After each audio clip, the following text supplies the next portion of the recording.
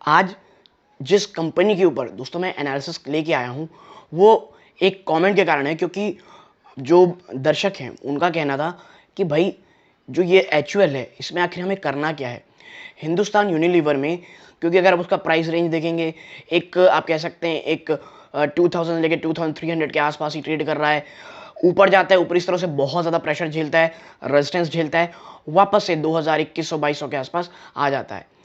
तो एक्चुअली में एचयूएल में करना क्या है, एफएमसीजी सेक्टर में अगर कोई रिवाइवल आएगा तो क्या एचयूएल को उसके फ़ायदा होगा, और एचयूएल हिंदुस्तान यूनिलीवर में आने वाले समय में किस तरह से ग्रोथ प्रोस्पेक्टस हैं और क्या है रेलिवेंसी स्टॉक में निवेश करने की।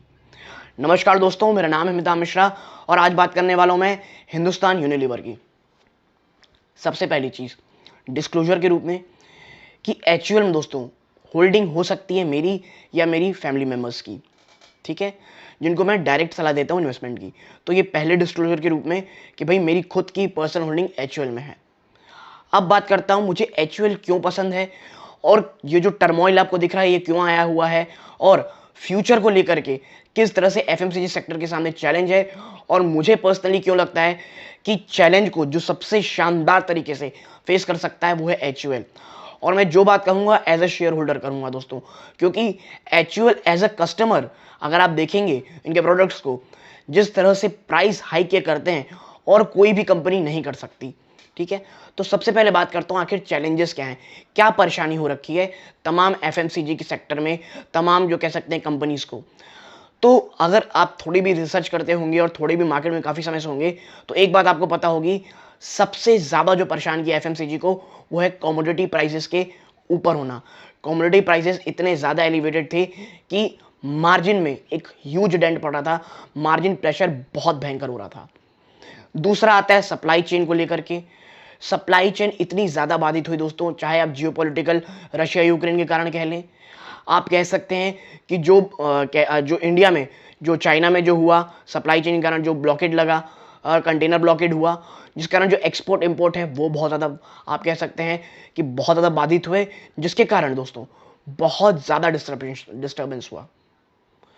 फिर आता है दोस्तों एक ऐसी चीज़ जो आप कह सकते हैं कि सिर्फ एचयूएल ही नहीं दोस्तों, पूरे एफएमसीजी सेक्टर के सामने दिख रही थी, प्रॉब्लम दिख रही थी, और वो है डिमांड में कमी आना। और डिमांड में कमी कहाँ आना दोस्तों, खास करके रूरल इंडिया में।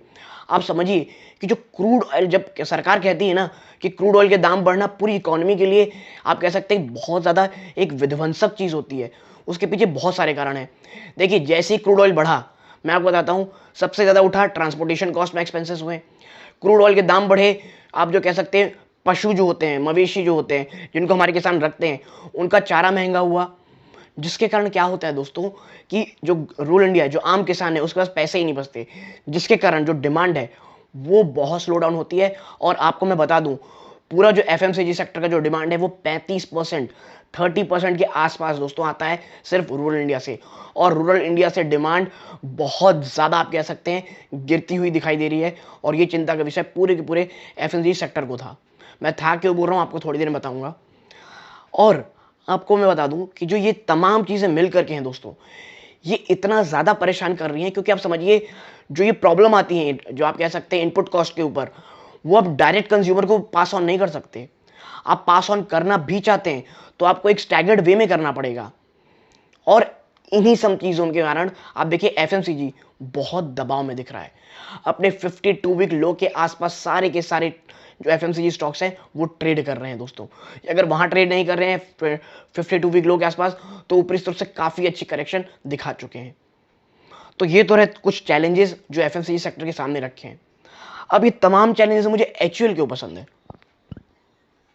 देखिए एचयूएल पसंद होने का कारण, जो मैंने इससे पहले एचयूएल के ऊपर वीडियो बनाया था, वो आज भी है मार्केट शेयर। देखिए जब भी प्रॉब्लम होती है ना, इस तरह की चीज़ें होती हैं कि मार्जिन में प्रेशर आ रहा है, जो कंपनियां हैं छोटी छोटी सस्टेन नहीं कर पाती हैं, और आप सुने होंगे कि छोटी मछली को हमसे बड़ी मछली खा जाती है दोस्तों। और एचयूएल जो है समुद्र की एक सबसे बड़ी मछली है। इसका अगर मैं आपको एक लाइव एग्जाम्पल दूँ, मैं आपको बताता हूँ कि करेंटली जब मैं आपके साथ ये वीडियो बना रहा हूँ, 16 ब्रांड्स एचयूएल के ऐसे हैं जो 100 बिलियन रुपए के लिए मार्केट कैप से ऊपर हैं, और ये पिछले साल 14 थे। यानी सिर्फ एक साल में 14 से 2 ब्रांड हो गए हैं ऐसे जो 10 बिलियन रुपीस के मार्केट कैप से ऊपर जा चुके हैं।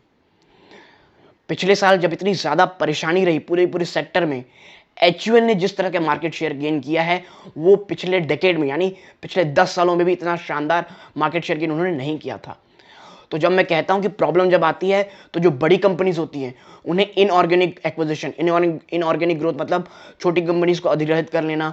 और एचयूएल का अगर आप ट्रैक रिकॉर्ड देखेंगे, उन्होंने हमेशा, मैं आपको बता दूं, एचयूएल की सबसे शानदार चीज़ ये है कि वो मशीन लर्निंग, डेटा एनालिटिक्स का बहुत ज़्यादा उपयोग करते हैं और जिस सेक्टर में डिमांड बहुत ज़्यादा बढ़ने वाली रहती है उस सेक्टर की जो छोटी कंपनीज है उसे अधिग्रहित कर लेते हैं, खरीद लेते हैं, या कह सकते हैं आप इतना ज़्यादा उसमें इन्वेस्टमेंट करते हैं उस सेक्टर में कि वो आप कह सकते हैं उस पूरे के पूरे सेक्टर की मार्केट लीडर हो जाती है। और personally for a longer term मैं आपको बताऊं, एचयूएल इसीलिए मुझे पसंद है। आप देखिए जिस तरह से महंगाई थी, जिस तरह से इन्फ्लेशन लगातार बढ़ रहे थे, एचयूएल के पास इतनी शानदार ब्रांड पावर है कि वो एक लौती ऐसी ब्रांड थी। मैं आपको बता दूं, अगर आप फरवरी मार्च में देखेंगे, फरवरी मार्च के बीच सिर्फ और सिर्फ देखिए ये 2 महीने हैं, और बल्कि 2 महीने भी नहीं, सिर्फ उन्होंने 3 हफ्तों के अंदर 2 बार जो डिटर्जेंट और सोप की प्राइजेस है उसमें जो इंक्रीज किया था 1 से 9% इन्होंने प्राइस इंक्रीज किया था।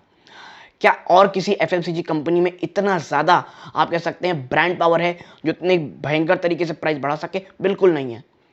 और इसीलिए HUL for a longer term और एज ए इन्वेस्टमेंट मुझे बहुत ज़्यादा पसंद है ये कंपनी। और बात करूं महंगाई की तो देखिए आप समझिए इन्फ्लेशन जल्दी जाने वाला नहीं है। इन्फ्लेशन हमारे भारतीय बाजारों को बहुत समय तक परेशान करके रहेगा। आपसे एक डेटा शेयर करूं तो मैं आपको बताता हूं कि ये मैंने जो आपके साथ शेयर कर रहा हूं, ये जो एचयूएल के सीईओ साहब हैं उन्हीं से मैंने इनके इंटरव्यू से उठाया था।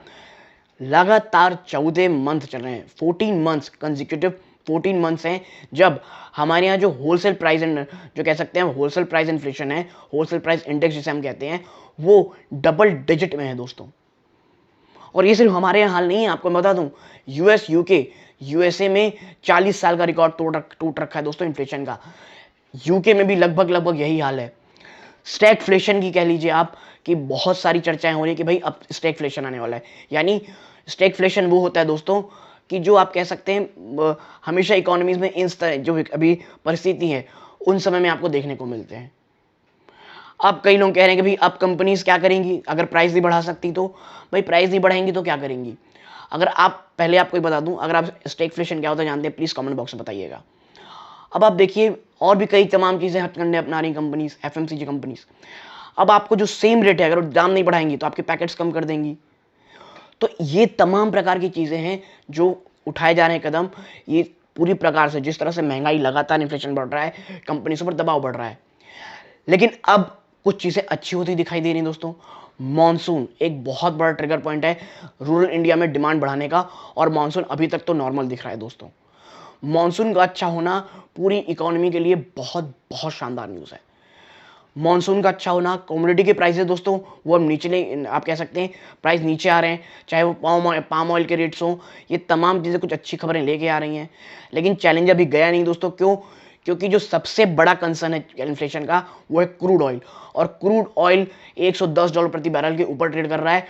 और इससे भी ज़्यादा भयावह चीज़ ये है कि $100 में उसने एक इतना बड़ा सपोर्ट बना लिया है कि पता नहीं वो कब $100 प्रति बैरल को तोड़ेगा दोस्तों। तो यदि आपको ये छोटी सी एनालिसिस मेरी पसंद आई हो, प्लीज़ वीडियो को लाइक कीजिए, चैनल पहली बार आए हैं सब्सक्राइब जरूर कीजिएगा। यहाँ तक जुड़े रहने के लिए धन्यवाद। ये इस वीडियो का अंत है। जय हिंद दोस्तों।